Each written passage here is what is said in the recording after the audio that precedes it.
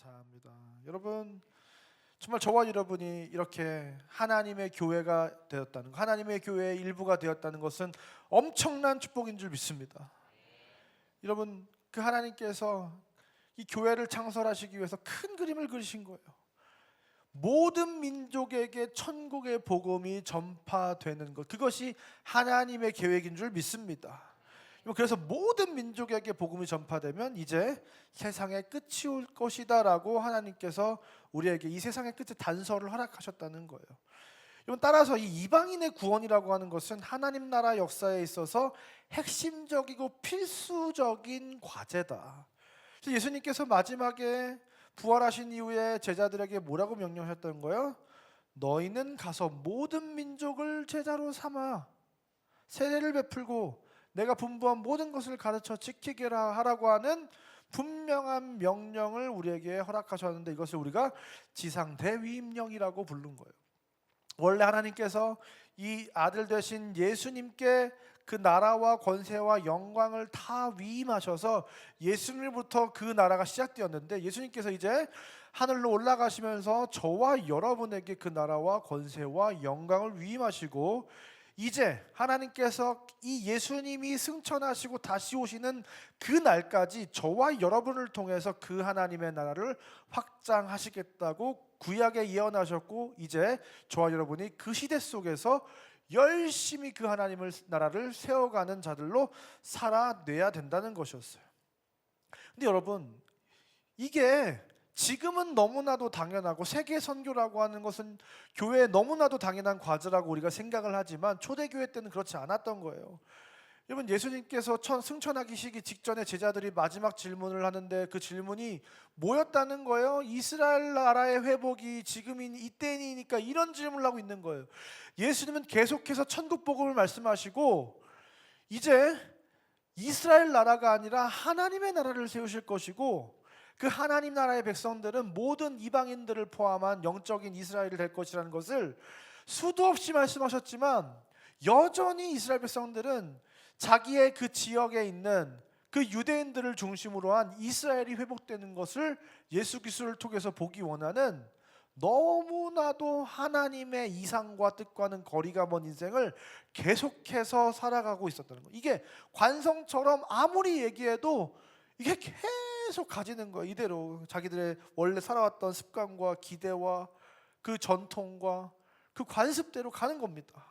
그래서 하나님께서 어떤 방법을 쓰셔서 그들의 굳어버린 사고를 대체해서 일을 하시냐? 바로 하나님께서는 사용하시는 주된 주인공을, 주역들을 바꿔가시면서 하나님께서 그 패러다임을 전환시키시더라는 거예요. 그래서 처음에는 베드로와 요한과 같은 사도들을 중심으로, 유대인들을 중심으로 시작됐던 이 초대교회가 결국은 스데반과 빌립과 같은 이 헬라파 유대인들을 통해서 더 다른 국면을 맞이하게 되고, 더 나아가서는 이 유대인들을 핍박했던 또한 헬라파 유대인 출신이었던 이 사도 바울을 통해서 하나님은 더 큰 하나님의 역사를 이루어 가시더라. 그래서 하나님은 이렇게 주인공을 뒤바꾸시고 뒤흔드시더라는 거예요.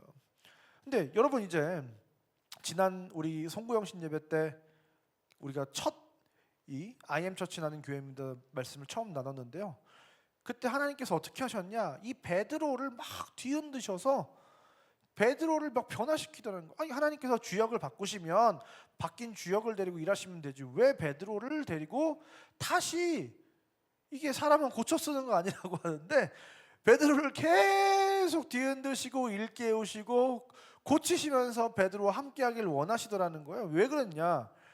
지난주 이 고넬료 사건으로 인해서, 지난주가 아니죠, 송우영 예배 때 이 고넬료 사건으로 인해서 하나님이 이방인도 받으신다는 것을 베드로가 완벽하게 깨달았습니다. 막 하늘에서 막 이렇게 그릇이 보자기에 쌓여서 나왔는데 거기 부정한 음식들이 담겨져 있었고, 이 부정한 음식을 먹으라고 하는데 못 먹어요 하다가 결국은 고넬료의 집에 가서 고넬료에게 주의 성령께서, 이 오순절 성령과 같은 동일한 성령께서 그들에게 나타내시는 것을 보고, 아, 하나님이 이들도 우리와 차별 없이 받으시는구나, 이거를 정확하게 이제 베드로가 체득하고 체험하고, 아, 이제 내가 지금까지 중요하게 생각했던 이 율법이 중요한 게 아니라 이제 하나님께서 새롭게 정의하시는 그 하나님의 뜻이 중요하구나 라는 걸 완벽하게 깨달았음에도 불구하고 그 관성은 계속 이렇게 가고자 하는 그 관성이 멈춰지지가 않더라는 거예요. 근데 왜 그러면 베드로 안 돼, 얘는 안 되겠다, 버려야지 하고 베드로 아웃 하고 이제 다른 사람을 사용하셔도 되는데 그렇게 안 하시더라는 거예요. 왜냐? 이 베드로가 누구입니까?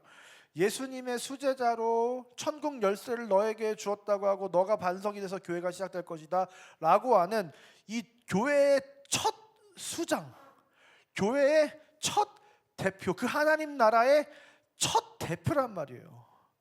그래서 이 예수님의 수제자이자 그 하나님의 나라의 수장인 이 베드로가 어떤 스탠스를 취했냐에 따라서 이 교회의 향방이 완전히 달라지는 겁니다.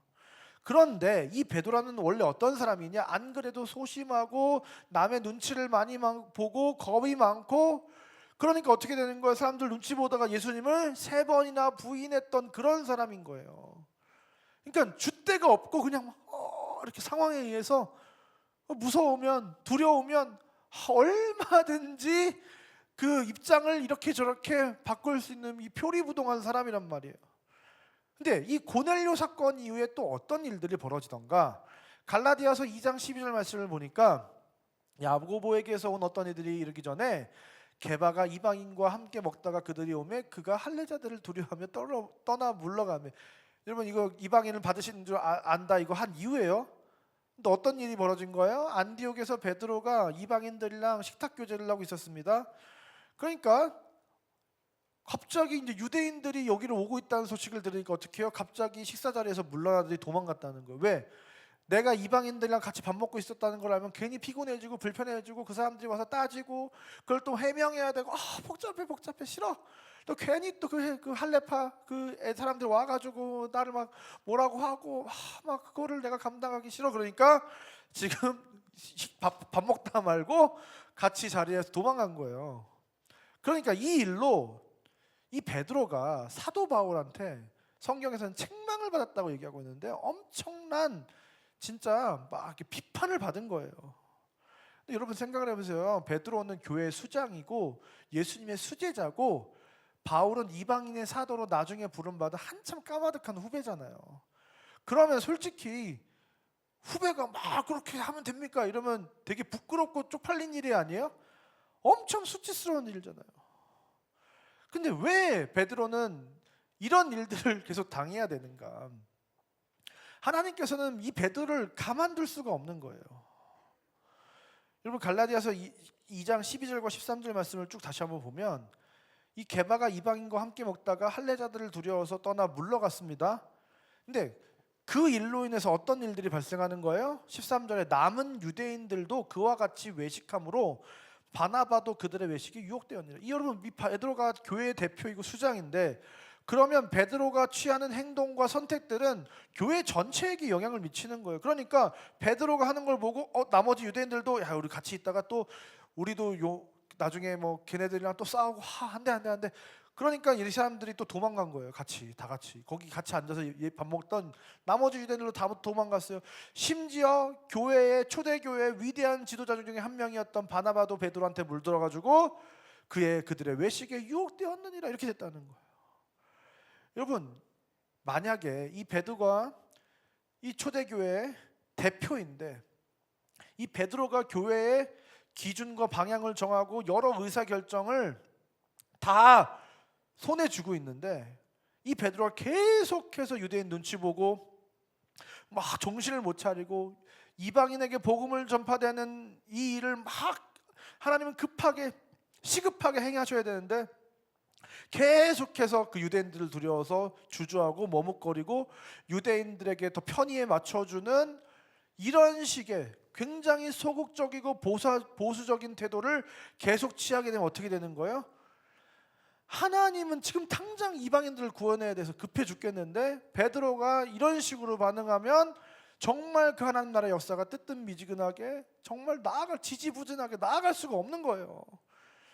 하나님이 가고자 하는 방향과 전혀 다른 방향으로 이 교회가 흘러가게 되는 거예요. 그러니까 하나님은 아무리 새로운 사람들을 통해서 그 역사를 이뤄가시더라도 교회의 중심을 잡아줘야 될 이 베드로를 계속해서 뒤흔드시고 일깨우셔서 계속해서 불편한 상황들을 베드로에게 만드셔서 이 갈등을 베드로에게 허락하셔서 베드로가 중심을 정확하게 잘 잡을 수 있도록 하나님께서 의도하시다는 것입니다.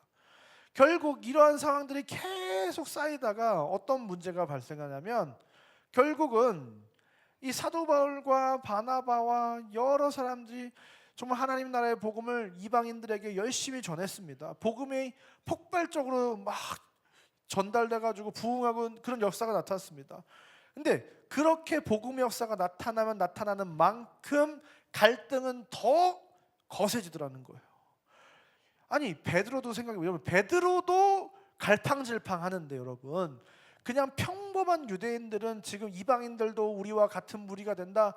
그런데 이 사람들은 지금 예수님의 복음을 받아들였음에도 불구하고 그때는 되게 혼란스러웠을 거 아니에요. 왜냐하면 율법을 지금까지 계속 다 지키고 있었는데 내가 어느 순간 예수를 만났다고 해서 지금까지 지키던 율법을 그냥 하루아침에 딱 엎더 휴지 조각으로 만든다는 건 굉장히 어려운 일이었단 말이에요. 그 과도기가 있었어요. 그러다 보니까 이 개종한 유대인들은 계속해서 율법의 대부분의 요소들을 다 지키면서 살아왔다는 거예요. 그런데 이방인들은 이제 전혀 율법과 상관없이 살다가 구원받았다고 해서 율법은 하나도 지키지 않는 모습이 이 사람들이 느끼기에는 너무나도 불경하고 이해할 수 없는, 이건 신앙과 경건이 아니야 라고 밖에 볼 수 없는 그런 상황에 계속 직면을 하는 겁니다.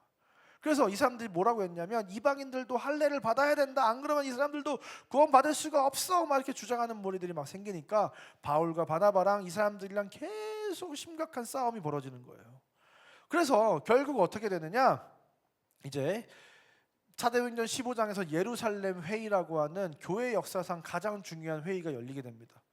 그래서 예루살렘에 사도 바울이랑 바나바와 몇몇 사람들이 이 안건을 가지고 예루살렘 총회로 모이는 거예요. 그래서 사도 바울이 딱 예루살렘에 도착했습니다. 그래서 이 사도 바울이 그 예루살렘에 모여있는 사람들에게 지금까지 하나님께서 내가 이렇게 돌아다닐 때 전도여행을 통해서 어떤 복음의 역사를 크게 나타나셨는지를 막 간증하기 시작하니까 그 자리에 모였던 사람들이 어떻게 반응했을까요? 그 자리에 모였던 사람들은 굉장히 축하하고 기뻐하면서 하나님께 영광을 돌렸어요. 여러분, 모든 사람들이 그런 건 아닙니다. 모든 사람들이 하나님의 뜻을 발견하지 못하고 관성에 의해서, 전통에 의해서, 관습에 의해서 그렇게 해야 된다고 생각하는 건 아니었어요. 어떤 사람들은 깨어 있었고 열려 있었고 그 하나님의 역사에 반응하면서 기뻐하는 사람들도 있었다는 거예요. 그런데 그 와중에 또 누가 나타나는 거야? 사도행전 15장 5절 말씀 다 같이 읽겠습니다. 시작.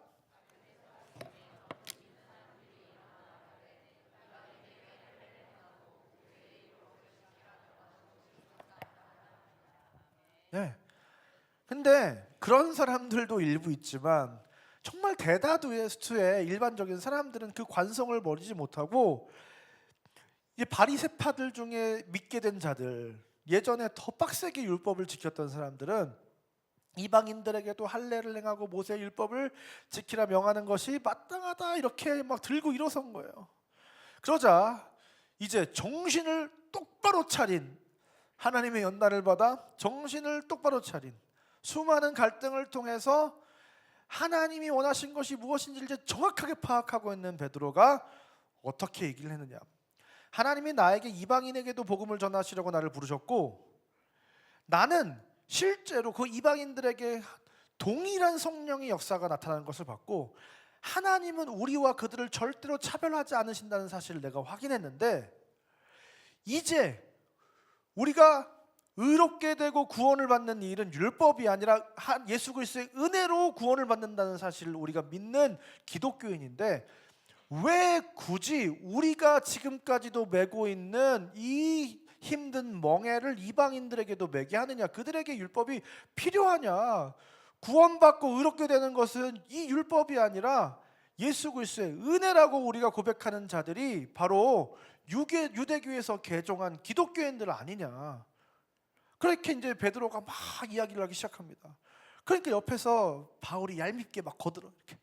바울이 맞다니까요. 제가 지금 이렇게 이 선교 사역을 하면서 이게 얼마나 놀라운 일들이 이방인들에게 나타나는지 몰라요 하면서 막 얘기를 하기 시작하는 거예요. 막 성령의 역사가 일어나고 수많은 사람들이 막 예수님께로 돌아오는 이런 역사가 지금 나타나는데 지금 이렇게 해가지고 우리가 되겠냐고 막 이러는 거예요. 그러면서 이제 마지막에 야고보가 이 덧붙여서 이렇게 말합니다. 아모스 9장 말씀을 가지고 인용을 해가지고 막 얘기를 하는데, 아모스 9장 말씀이 뭐냐면, 그날에 내가 다윗의 무너진 장막을 일으키고 그것들의 틈에 막으며 그 허물어진 것을 일으켜서 옛적과 같이 세우고 그들이 에돔의 남은 자와 내 이름을 일컫는 만국을 기업으로 얻게 하리라. 지금 다윗의 무너진 장막을 세운다는 건 뭐예요? 예수님께서, 하나님께서 다윗의 후손에게 은을 통해서 집을 다시 만들 거라고 하시는, 다시 말해서 예수님을 통해서 그 하나님의 집, 하나님의 나라, 그 교회를 다시 세우실 거라고 하는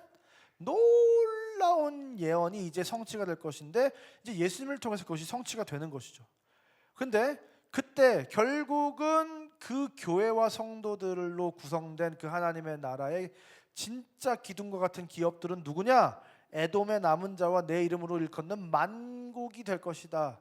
모든 나라의 족속들이 바로 그 나라의 기둥과 같은 자들이 될 것이다.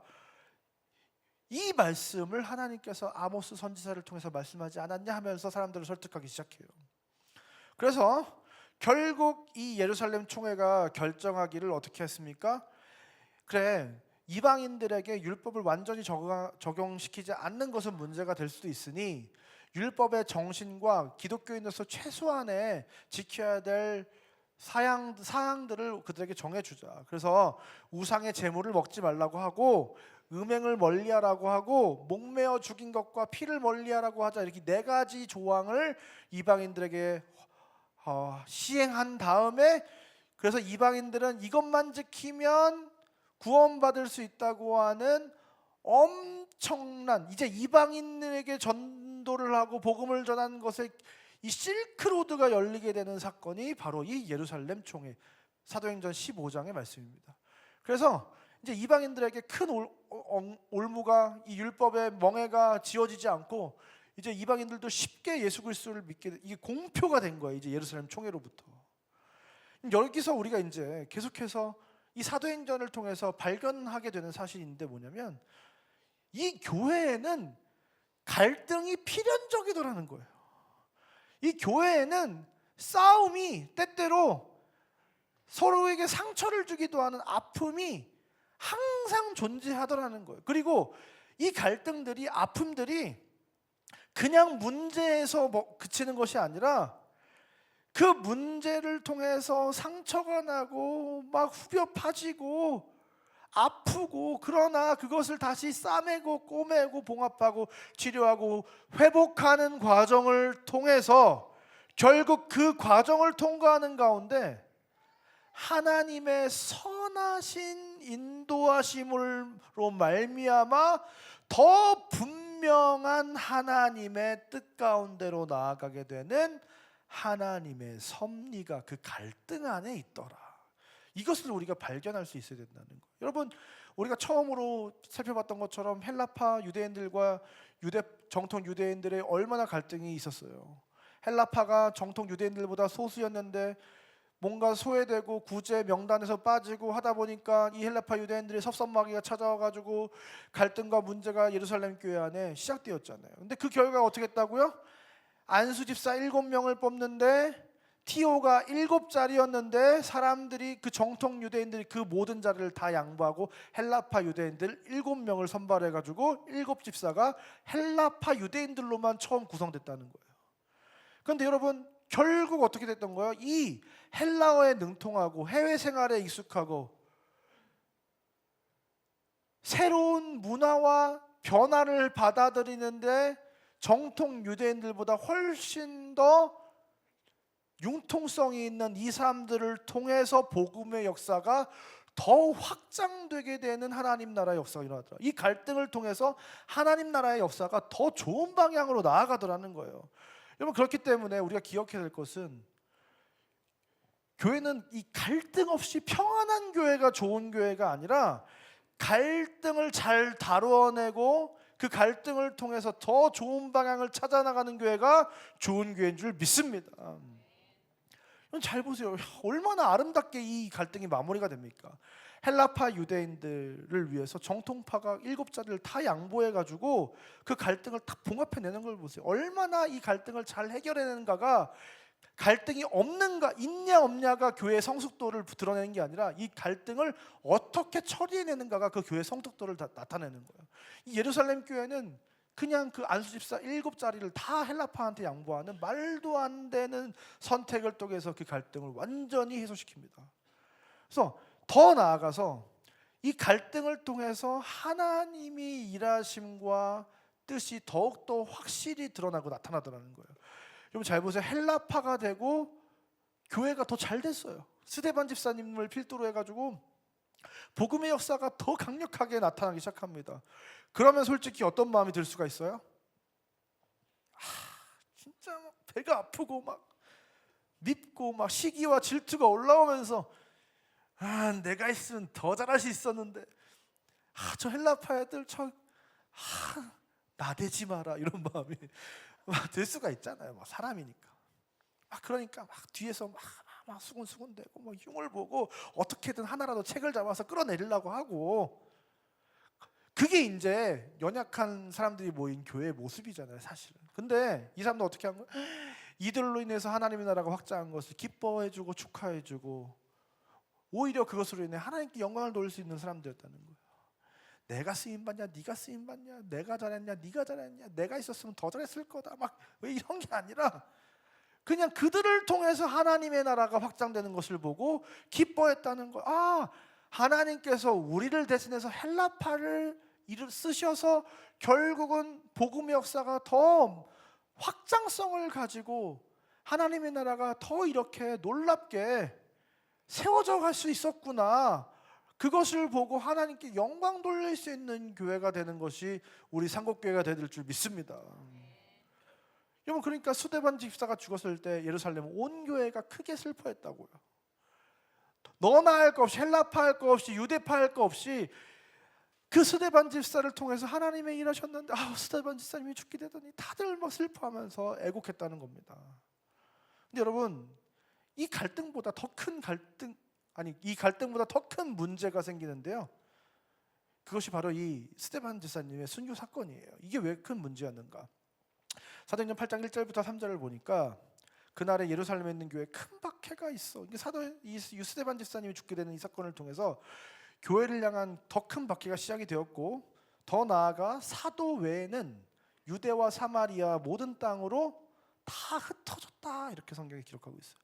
이 박해로 인해서 이 사도 바울이, 그 당시에 이제 사울이었던 청년이 진짜 예수 그리스도를 믿는 사람들 남녀할 것 없이 다 옥에 가두고 때려잡고 막 사람을 죽이고 이런 일들이 발생을 하니까 사람들이 예루살렘에 더 이상 살 수 없고, 그래도 우리가 교회를 지켜야지 하면서 사도들만 예루살렘에 남아있고 나머지 모든 성도들은, 그 당시 적어도 수만 명에 이를 것이라고 추정되는 예루살렘의 성도들은 뿔뿔이 유대와 사마리아로 다 흩어졌다는 거예요. 예루살렘 교회가 수만 명에 이르도록 부흥했는데 그 교회가 목사님만 남고 다 공중분해되었다.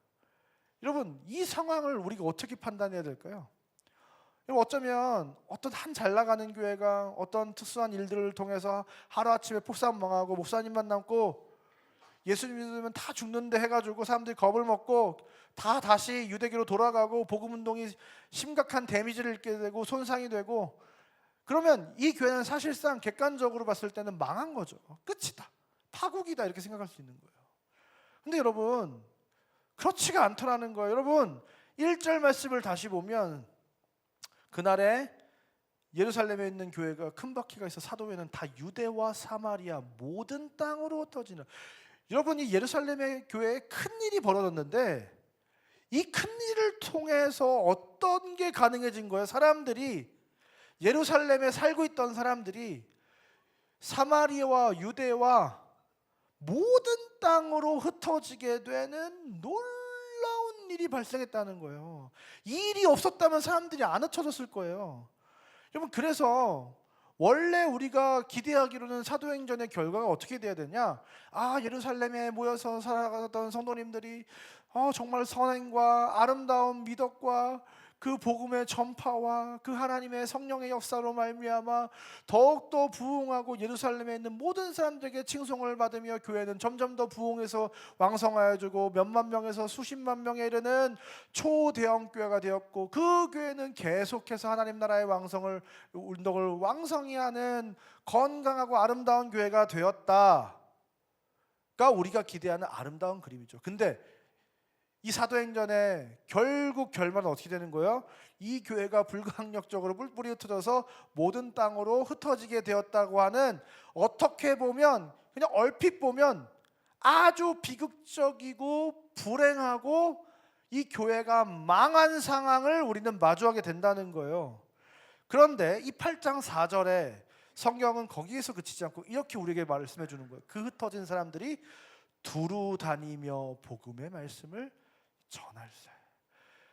여러분, 이 흩어짐이 비극인 줄 알았는데, 교회가 망한 건 줄 알았는데 아니요. 이 흩어짐은 하나님이 일하시는 새로운 국면을 마주하게 만들었다는 거예요. 이 흩어짐 때문에, 박해 때문에, 고통 때문에, 문제 때문에 교회가 폭망했기 때문에 어떻게 됐다는 거예요? 이 사람들이 전역으로 모든 땅들로 흩어져서 하나님의 복음을 전할 수 있게 되었다. 타의에 의해서 우리가 그 땅을 떠났지만, 내 의지가 아니었지만, 내가 원치 않는 상황이었지만 그 상황으로 인해서 하나님의 일은 더 잘 됐다는 거예요. 여러분, 교회는 뭉치면 살고 흩어지면 죽는다가 아니라 뭉치면 살긴 사는데 흩어지면 살린다. 할렐루야. 한번 따라 볼까요? 뭉치면 살고 흩어지면 살린다. 여러분, 이게 교회의 본질인 줄 믿습니다. 여러분, 이 흩어짐, 아니 하나님의 흩으심은 이 사도행전의 핵심 키워드예요. 잘 보세요. 이 사도행전이 처음 시작되는 장면을 보세요. 예수님께서 승천하시면서 제자들에게 명령하시고 마가의 다락 함께 모여가지고 성령을 기다리려고 하셨어요. 그래서 사람들이 마가의 다락방에 모여가지고 성령을 기다리면서 계속 열심히 기도를 했어요. 그런데 결국 그 하나님의 나라의 시작은 이 성령이 임하심으로부터, 성령이 임하시고 너희가 권능을 받아서 복음을 땅끝까지 전하게 된다는 이 분명한 과제가 필요하잖아요. 그러려면 이 교회의 시작은 반드시 성령이 임하셔야 되는 거예요. 그래서 사도행전 2장에 어떤 일이 벌어지는 거예요? 오순절날 성령의 강림 사건이 등장을 하는 겁니다. 근데 이 시작 지점이 굉장히 중요하더라는 거예요. 여러분, 이 성령이 강림한 다음에 어떤 기사와 이적이 나타납니까? 우리가 기대했을 때는 하나님이 기다리려고 하는 그 성령이 오시면 막 장관이 펼쳐지고 막 스펙타클한 무언가 막 천상에서 막 하늘이 열리고 막 뭔가 이런 게 있어야 되잖아요. 근데 어떤 거예요? 사도행전 2장 3절과 4절을 보니까 마치 불의 혀처럼 갈라지는 것들이 그들에게 보여 각 사람 위에 하나씩 임하여 있더니 그들이 성령의 충만을 받고 성령의 말하게 하심을 따라 다른 언어들로 말하기 시작하니라. 갑자기 혀가 나타나더니, 불로 된 혀가 이렇게 나타나더니 혀처럼 갈라지는 것들이 이렇게 사람 쫙 펼쳐졌더니 갑자기 사람들 이렇게 위에 딱 이렇게 하나씩 똥똥, 우리 이제 같이 기도하고 있었다고 생각하면 머리 위에 하나씩 이렇게 탁탁탁탁탁 머리 이렇게 있는 거예요. 탁탁탁탁 있더니 갑자기 그들의 성령의 충만하심을 받고 어떻게 했다는 거야? 다른 언어로 말하기를 시작했다. 별게 아닌 일이, 물론 대단한 일이긴 한데 대단히 뭔가 멋있거나 화려하거나 뭔가 이렇게 하나님이 이제 하나님의 나라를 시작한다 하면서 하나님의 나라의 막 비전이 막 확 펼쳐진다거나 이런 게 아니라 갑자기 그냥 다른 사람들이 다른 언어로 말하기 시작했다. 이런 역사가 발생했다는 겁니다. 왜 수많은 기적 중에, 수많은 이적 중에, 수많은 하나님께서 하실 수 있는 더 큰 위대한 역사 중에 하나님은 다른 언어로 말하게 하시는 역사를 이뤄 가시는가? 왜 그것을 나타내셨는가? 왜 첫 성령 강림 사건 때 이 일을 하셨는가? 여러분, 이것은 하나님이 굉장한 어떤 의도를 가지고 있다는 것을 우리는 발견해야 돼요. 잘 보세요. 여러분, 이 성령 강림 사건은 구약 성경에서 한 가지 사건을 정확하게 지목하고 있다는 것을 우리는 발견할 수 있어야 돼요.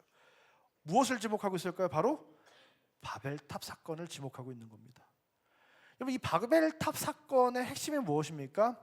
인간이 인간 스스로가 일구어낸 찬란한 문명을 지키고 빼앗기지 않으려고, 이것을 잃어버리지 않으려고 견고한 성을 건축하고 견고한 시스템을 완성해서 이것을 반드시 지켜내기 위해서 서로가 똘똘 뭉쳐서 온 힘을 다해서 흩어짐을 면하고자 했던 사건이 바로 바벨탑 사건이에요. 그래서 이 바벨탑 사건의 딱 창세기 11장은 뭐라고 말하고 시작하냐면, 온 땅의 언어가 하나요 말이 하나였더라 라고 시작을 한단 말이에요.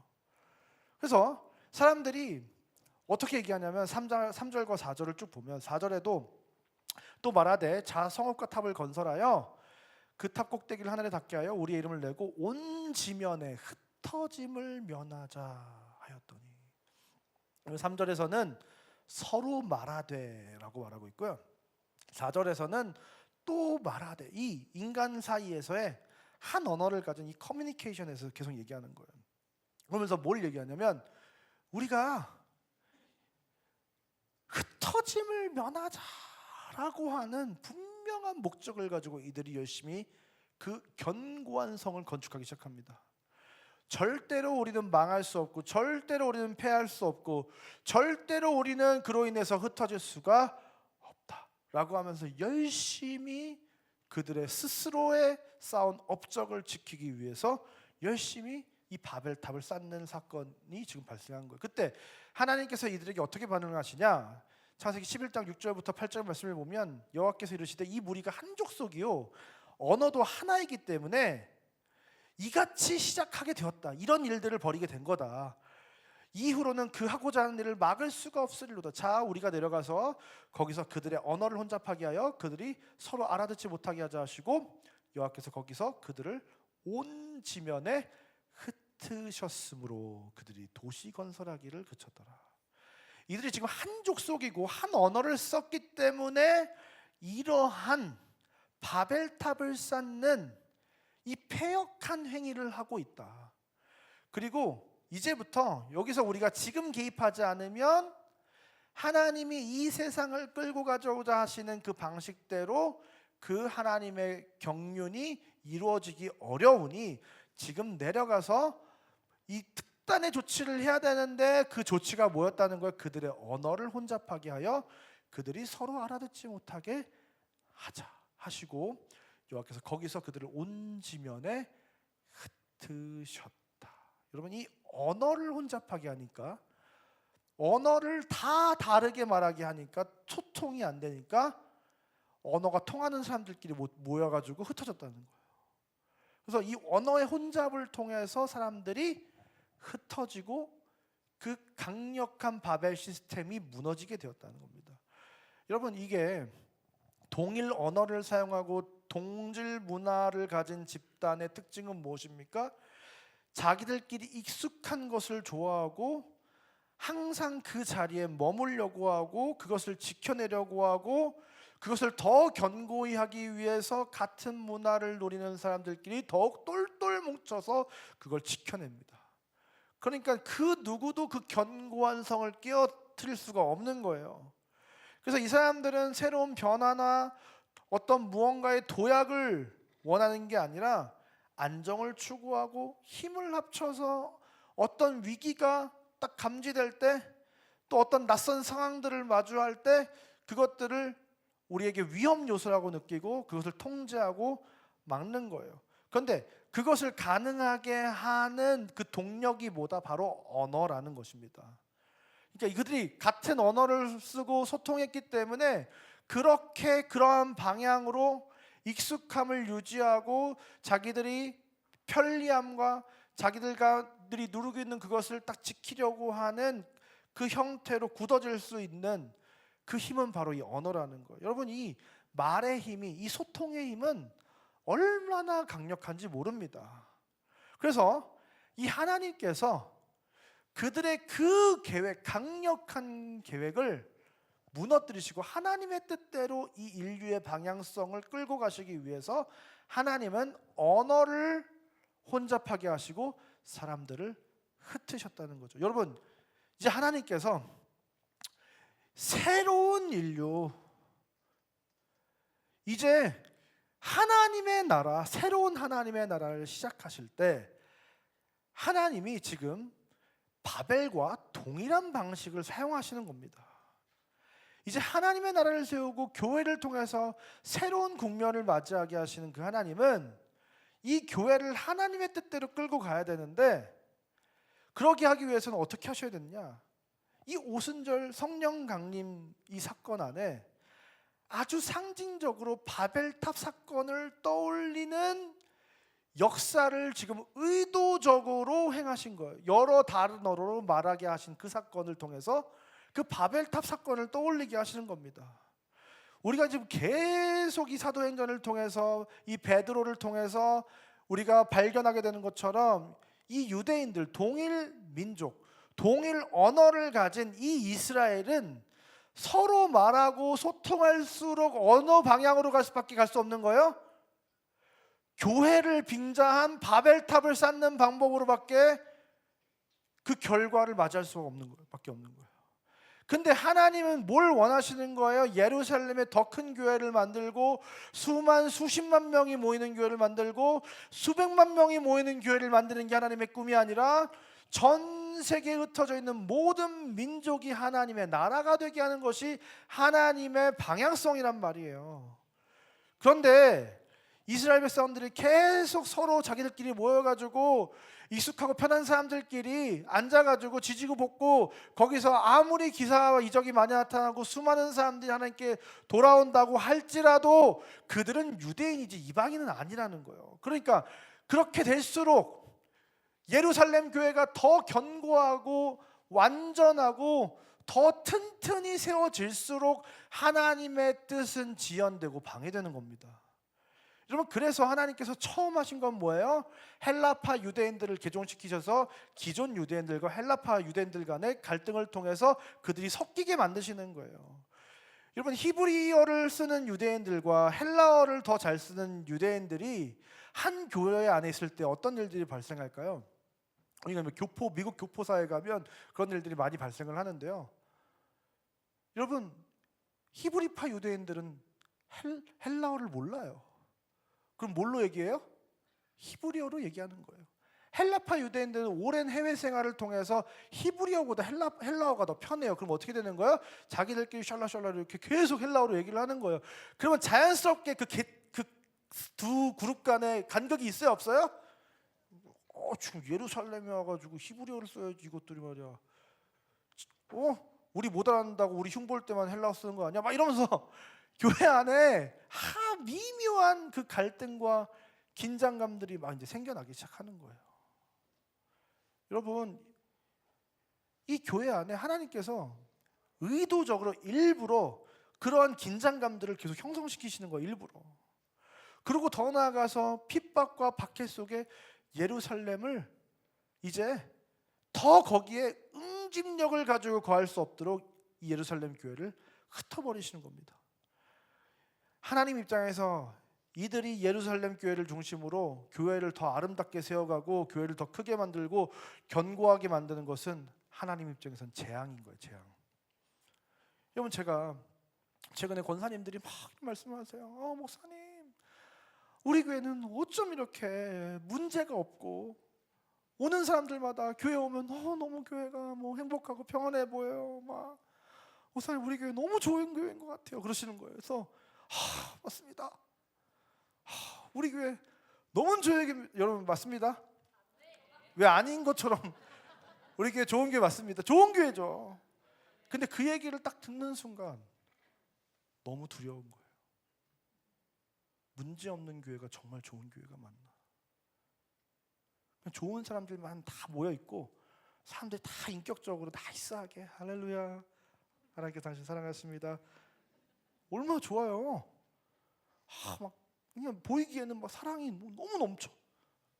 그리고 우리 교회 지금 새 가족들이 얼마나 오고 있습니까? 이 작은 교회 매년 100명 넘는 사람들이 와서 다 정착을 하세요. 보통 교회 같으면 한 10분의 절반 이상, 사실은 대부분은 와서 등록을 하셔도 정착이 안 돼요. 근데 우리 교회 정착이 너무 잘 돼요. 할렐루야. 물론 좋은 거예요. 좋긴 좋은 거예요. 근데 여러분, 바로 딱 이 지점이 우리 상곡교회 영적인 위기라는 판단을 제가 하게 된 겁니다. 여러분, 갈등이 없다는 건 성숙하고 온건한 사람들만 이 교회 안에 모여 있다는 건데, 이게 얼마나 큰 문제일까요? 얼마나 지금 이 상황이 우리가 건강하지 않다는 걸 보여주는 걸까요? 우리가 송구영신 예배 때 제가 뭐라고 말씀했습니까? 교회는 죄인들의 교회가 되어야 된다고 했습니다. 사람들이 피를 철철 흘리면서 나 살려달라고 찾아오는 것이 교회가 되어야 된다. 교회는 바로 응급실과 같은 교회가 된다고 했어요. 여러분, 응급실 가보세요. 아수라장에 피 흘리면서 나를 도와달라고, 죄하지 말고 나 해달라고 막 난리, 막 브루스가 벌어지는 곳이 막 파파파파, 이게 응급실이잖아요 지금.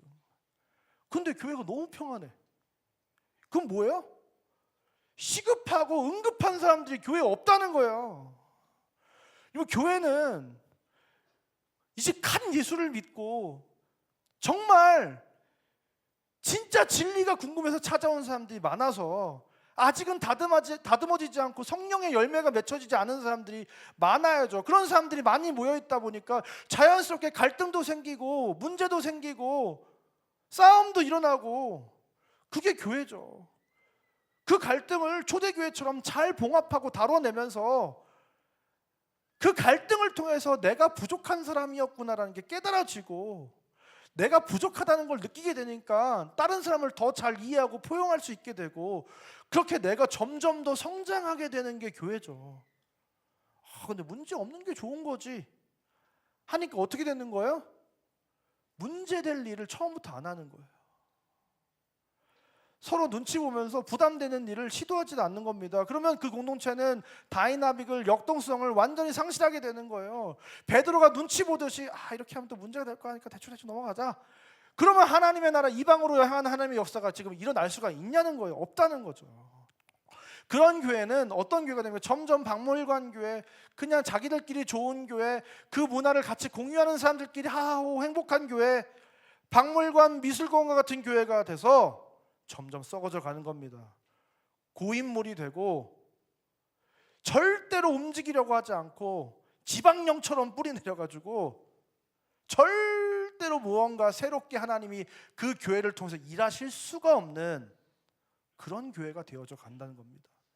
여러분, 하지만 정말 하나님 바라시는 교회는 상처 있고 피 흘리는 죄인들이 찾아오는 죄인들의 교회인 줄 믿습니다. 다윗의 아둘람굴에 환난당한 자, 마음이 원통한 자, 빚진 자들이 수도 없이 찾아와서 그 다윗과 함께 그 하나님의 나라를, 이스라엘을 시작할 수 있었던 것처럼, 여러분, 저와 여러분의 교회는 그런 사람들이 찾아오는, 그런 사람들이 많은, 그래서 어쩔 수 없이 필연적으로 갈등이 찾아오는 그런 교회가 되어야 될 줄 믿습니다. 여러분, 그런 사람들이 많이 찾아오는 교회는 반드시 문제가 생깁니다. 그런데 문제가 우리가 안 생긴다는 건 뭐냐? 기독교의 문화에 익숙하고 기독교적 언어에 익숙한 사람들끼리, 그 문화를 향유하고자 하는 사람들끼리 모여 있고, 그게 잘 돼 있는 이 상곡교회에 지역의 주변에 수많은 사람들이 자기가 다니던 교회를 버리고 수평이동해서 오는 교회가 돼버린다는 거예요. 여러분, 거기에 어떤 생명력이 있고 어떤 열매가 있는 교회입니까? 생각을 해서 하나님의 입장에서 생각을 해보세요. 원래 기존 성도가 교회를 옮긴 거지, 하나님의 공교회적 관점에서 봤을 때 우리 교회가 부흥하는 게 생명력이 생긴 겁니까? 아니요. 결국 우리 교회 지금 지난 3년간 매해 100명 넘는 사람들이 등록을 하고 우리 새가족의 날을 하는 걸 보면 정말로 거의 한 7할, 8할이 정착을 하세요. 그 사람들이 다 교회를 다녀요. 근데 우리 교회 찾아온 사람 중에 초신자는 10%가 되지 않습니다. 이게 우리 교회 점수예요. 10점짜리 교회. 여러분, 그렇게 해서 우리 교회가 10,000명이 되고 10만 명이 된들, 그것을 하나님께서 우리에게 아름다운 열매를 맺었다고 말씀해 주실 거예요. 막 사람들이 막 얘기하면 교회는 맨날 서로 사랑하라고 하면서 무슨 뭐 장로교, 감리교, 장로교 안에도 뭐 교파가 뭐 수십 가지고 뭐 교회가 사랑이 없다는 것의 반증 아니냐? 교회가 가짜 아니냐? 이렇게 얘기하는 사람도 있어요. 맞아요. 그런데 여러분, 이 갈라짐이, 깨어짐이, 쪼개짐이 인간의 연약함으로부터 시작되었지만 하나님이 그것을 완성하신다는 거예요. 왜요? 그 똘똘 우리끼리 뭉쳐있을 때 오히려 힘이 없다니까요. 하나님은 오히려 이 교단을 갈라지게 하심으로 하나님의 역사를 더 크게 드러내시는 거예요. 저는 그렇게 생각을 해요. 여러분, 로마 카톨릭이 지금도 하나로 단단하게 묶여져 있지만 로마 카톨릭은 쇠퇴하고 기독교는 더 지금도 우리는 지금 알지 못해요. 이게 대한민국이 이미 많이 성장해서 우리가 이 하나님의 나라가 점점 확장된다는 걸 못 느끼는데, 라틴 아메리카와 아프리카와 중동에서 벌어지는 일들과 이슬람권에서 하나님의 역사가 지금 일어나고 있는 것들을 우리가 세계 선교의 동향을 보면 지금 놀라운 복음 역사가 특별히 라틴 아메리카에서 얼마나 위대하게 나타나고 있는지 몰라요. 하나님께서 점점 이게 그 복음의 방향을 지금 이렇게 돌아가면서 지금 복음의 방향을 이렇게 해서 지금 우리가 체감되지 않을 뿐이지, 점점 이 교회는 더 뿔뿔이 흩어져서 더 갈라져서 더 능력 있는 역사로 나타나더라니까요. 여러분, 이게 하나님이 일하시는 방법이더라는 거예요. 처음 노아 홍수 이후에 이 세상을 시작할 때도 마찬가지였고, 이제 예수 그리스도를 통해서 이 하나님의 나라를 처음 시작하실 이때도 마찬가지였고, 하나님은 고통을 통해서, 갈등을 통해서, 더 나아가서 이 흩으심을 통해서 교회를 세우신다. 여러분, 그것이 하나님의 일하심의 방법이라는 사실을 우리는 기억해야 될 줄 믿습니다. 2026년 IM처치 나는 교회입니다. 우리 교회는 어떤 교회가 되어야 될까요? 나라는 교회는 어떤 교회가 되어야 될까요? 첫 번째, 지난 시간에 우리는 죄인들의 교회 된다고 얘기했습니다. 두 번째, 우리 교회는 흩어지는 교회가 되어야 될 줄 믿습니다. 갈등을 마주하는 교회가 되어야 될 줄 믿습니다. 2026년도 여러분, 점잖은 척하지 마시고 그 가슴 속에 있는 그 야성을 끌어올리셔가지고 적극적으로 싸움질이 일어나는 우리 상국교회에게 주며 축원드립니다. 여러분, 싸운다는 건 사랑한다는 거예요. 여러분, 평생 누구랑 제일 많이 싸우세요? 남편이라고 정확히 얘기하시잖아요. 죽고 못 살아서 내가 결혼을 했는데 평생 제일 많이 싸우는 사람은 내가 제일 많이 사랑하는 사람이라니까요. 나중엔 누구랑 제일 많이 싸워요? 자식들이랑. 맨날 내가 진짜 내 목숨을 내어주고 태어나게 한 아이들인데 자식들한테 우리가 맨날 싸우잖아요. 저희 집에서도 지금 전투가 벌어지고 있습니다. 이말인 보통 녀석이 아닙니다. 근데 여러분, 사랑하는 사람은 싸우게 돼 있어요. 어쩔 수가 없어요. 서로 다른 사람이 너무 가까이 있으니까 싸울 일이 생겨요. 근데 여러분, 우리 교회가 싸움이 없는 교회, 평안한 교회라는 건 뭐예요? 우리가 싸울 만큼 사랑하지 않는 거예요. 싸울 만큼 서로 가깝지는 않은 거예요. 왜냐하면 이미 70년대, 80년대, 90년대를 지나오면서 현대 교회들은 너무 가까이 할 때 얼마나 싸운지를 다 겪었어. 그러니까 그렇게는 하지 말자 하고 적절히 우리가 세운 이 바운더리가 있어요. 이 선은 넘지 말자. 그러니까 이제 교회 생활에 너무 닳고 다른 거예요, 우리가. 근데 그건 뭐예요? 페리코레시스적 사랑을 하시는, 서로 상호 침투하시는 삼위 하나님의 사랑은 서로가 서로의 선을 넘어야 되는 거예요. 내가 딱 안전하다고 느끼는 정해놓은 이 선이 서로 넘어가지는 사랑이 진짜 사랑인 거예요. 그러면 반드시 싸우게 돼요. 하나님끼리는 안 싸우시겠지, 성숙하시니까. 근데 사람은 반드시 그 선을 넘으면 불편하고 막 진짜 화가 나고 싸우는 거예요. 여러분, 저와 여러분의 상국교회는 뜨겁게 사랑하는 교회가 되기를 주며 축원드립니다. 선을 넘는 교회가 되기를 주며 축원드립니다. 그 뜨겁고 불꽃 튀는 사랑을 통해서 때때로 우리가 갈등을 마주하기도 하지만, 그러나 그 갈등을 또한 아름답게 봉합해서 서로가 성숙해가는 방향으로 나아가는 우리 상국교회 되시기를 주님으로 축원드립니다. 사랑하는 상국교회 성도 여러분, 세상에서 가장 좋은 교회라고 일컫는 교회,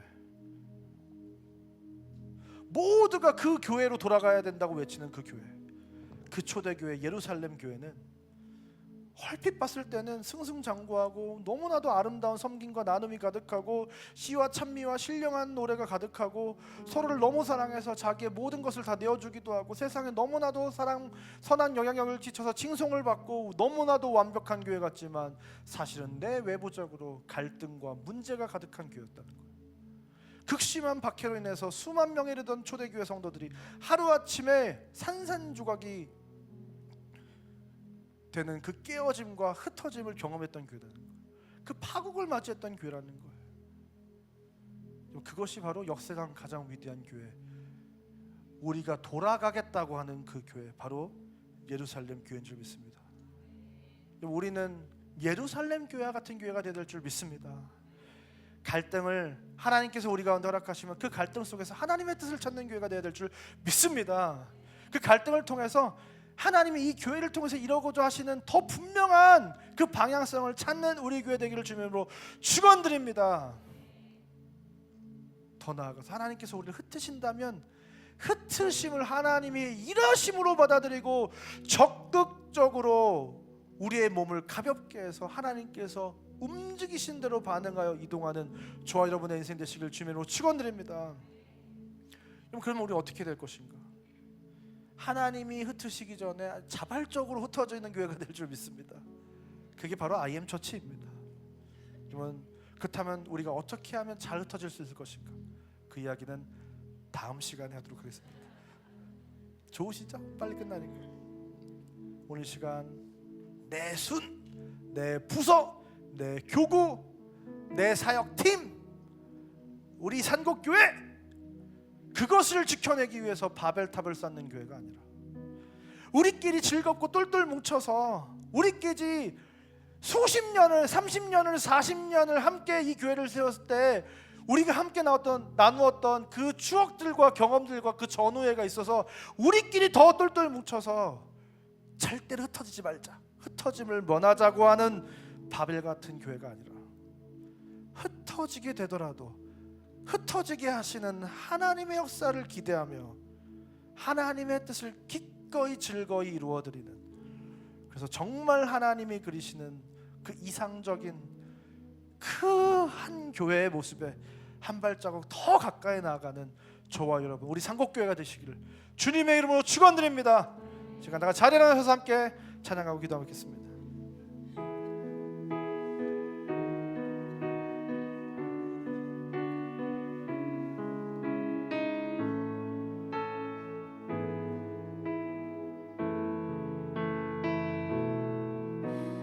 오늘 이 자리에 모인 우리 어린 양 예수 따라가는 무리 되게 하소서.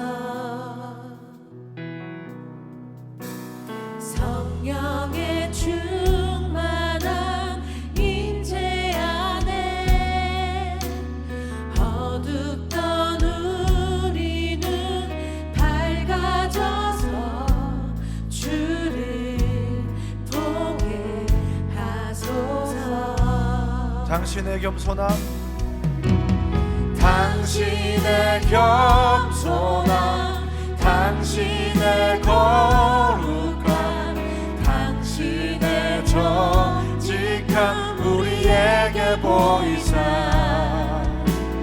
내 안에 교만함, 내 안에 천박함, 내 안에 거짓됨 모두 벗어버리고 어린 양 예수 따라가는 우리 되게 다시 한번 처음부터 고백하기 원합니다. 오늘 이 자리에 모인 우리, 이 자리에 모인 우리 어린 양 예수를 따라가는 어린 양 예수 따라가는 우리 되게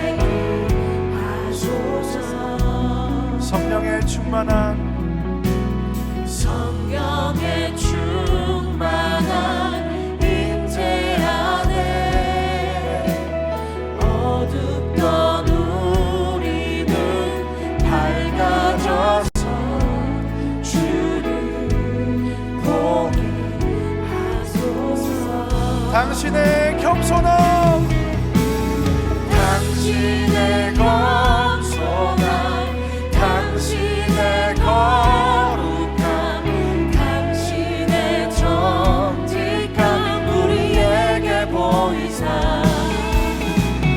내 안에 교만함, 내 안에 천박함, 내 안에 거짓들 모두 벗어버리고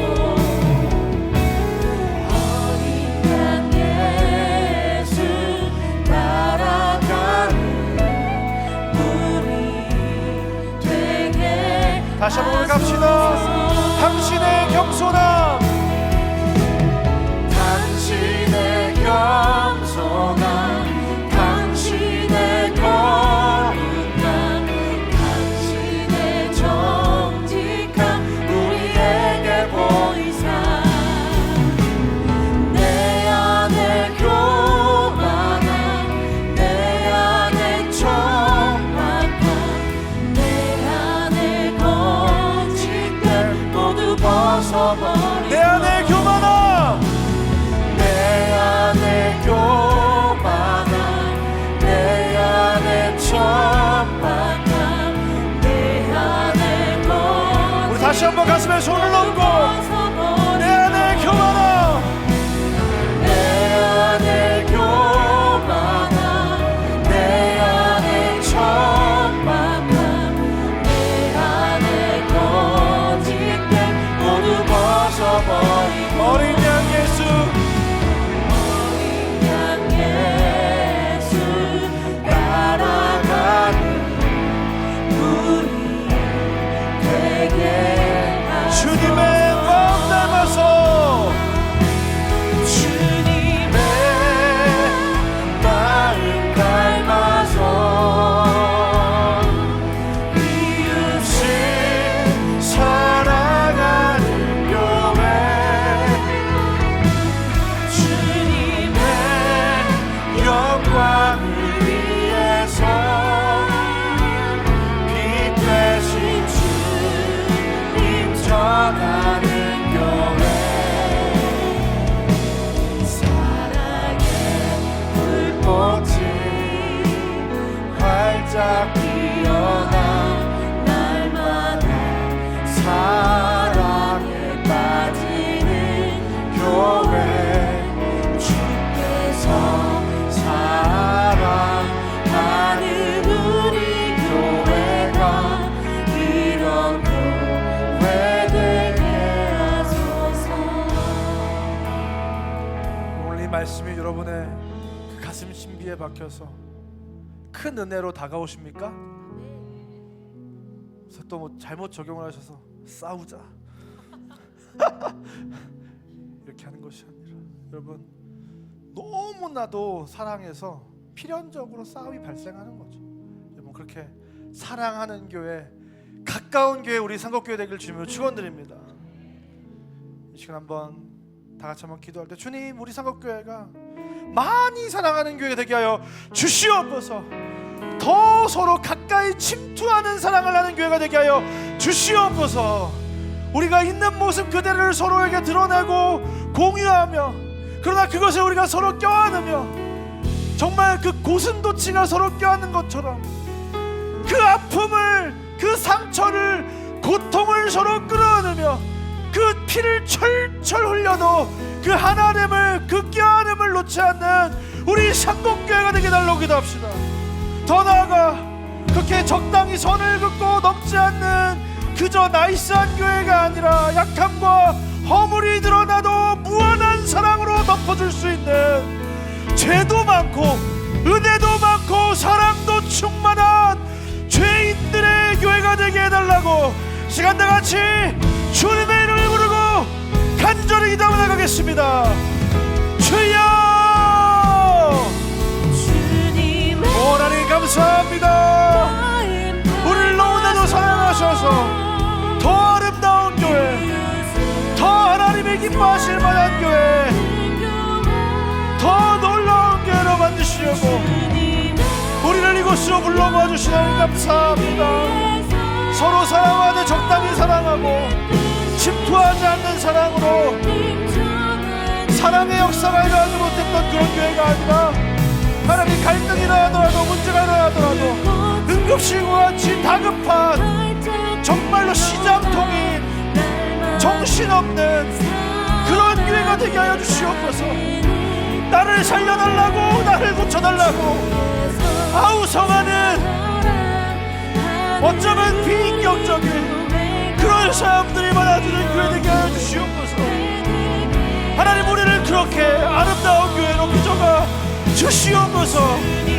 주님 우리 교회가 그 박물관과 같이 미술관과 같이 평안한 자들이 바벨탑을 세워가는 교회가 아니라 더 견고한 시스템으로 이 교회를 지켜내기 위해서 살아가는 교회가 아니라 하나님 흩어지더라도 하나님 어려움이 닥쳐오더라도 그곳에서 하나님의 뜻을 발견하고 더욱더 지경이 넓혀지는 교회 되게 하여 주시옵소서. 하나님 우리를 사용하여 주시옵소서. 하나님 우리를 통하여 일하기 원하시는 그 하나님의 놀라운 역사를 하나님 우리 마음껏 이루실 수 있도록 하나님의 그 부르심과 우리의 보내심에 민감히 받아가고 나아가는 우리 삼국교회 될 수 있도록 원한 역사하시고 인도하여 주시옵소서. 하나님 우리를 그런 교회로 빚어가 주시옵소서. 그런 교회가 되길 주님으로 축원드립니다. 예루살렘 교회가 우리 교회 되길 주님으로 축원드립니다. 여러분 자리에 앉으시면서 이렇게 고백하십시다. 사랑하는 교회가 됩시다. 갈등을 이겨내는 교회가 됩시다. 네, 감사합니다. 오늘 시간 주신 은혜 감사해서 준비한 예물 하나님께 봉헌한 시간 갖도록 하겠습니다.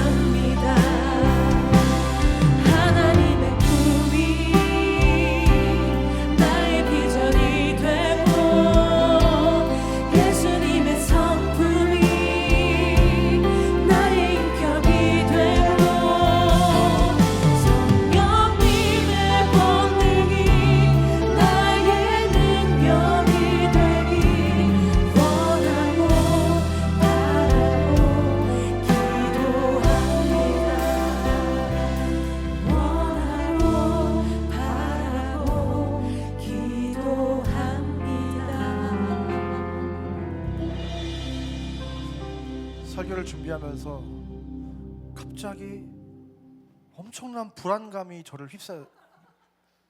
하나님이 이러한 상곡교회의 뜻을 정함을 너무 기뻐하시면 어떡하나? 정말이야? 흔들어줘야지 막 이렇게 하실까 봐.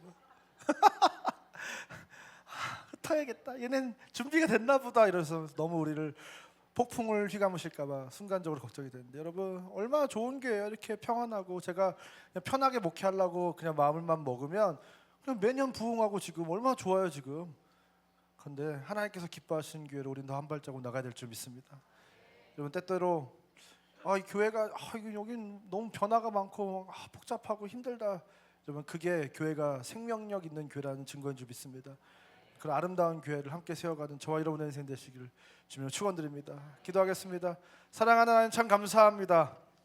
우리를 너무나도 사랑하셔서 우리에게 말씀을 주시고 이 말씀을 통해서 정말 아름다운 교회, 하나님께서 그리시는 교회는 무엇인지를 깨닫게 하신 하나님 너무 감사드립니다.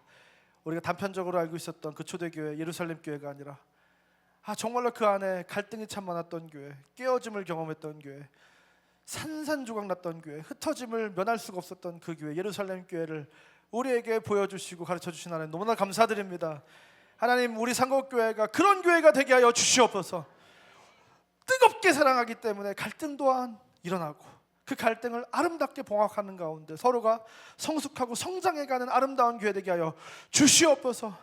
하나님 그 갈등을 통해서 하나님의 뜻이 더욱더 분명하게 일어나는 그런 교회 되게 하여 주시옵소서. 머물러 있을 때는 하나님이 일하실 수 없었던 새로운 국면을 우리가 이제는 더욱더 성숙해져서 그 모든 상황들을 받아들일 수 있는 근력이 생겨서 하나님 그렇게 하나님의 새로운 일하심들을 우리가 마주하고 직면하고 함께 그 역사에 동참할 수 있는 우리 상곡교회 될 수 있도록 주님께서 은혜를 베풀어 주시옵소서.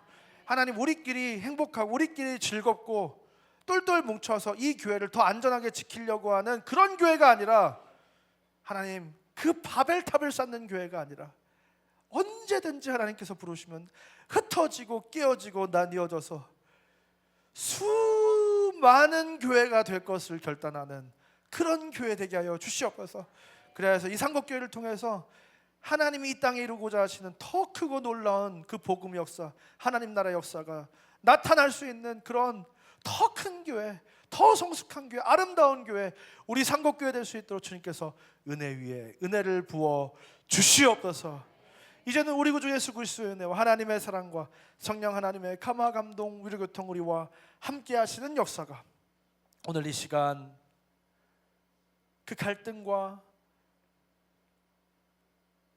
그 어려움들을 사랑으로 이겨내고 하나님의 뜻을 발견하여 흩어지지 않으려고 애를 쓰는 교회가 아니라 더 견고한 성을 짓는 교회가 아니라 그 견고한 성을 무너뜨려 지경을 넓히는 교회가 되기로 결단하고 돌아가는 이 자리에 모인 모든 주의 자녀를 머리머리 위에 지금도 온 세계 열방에서 수많은 죄인들의 교회를 일궈가는 하나님의 사람들 머리머리 위에 이제부터 영원까지 함께 있을지어다.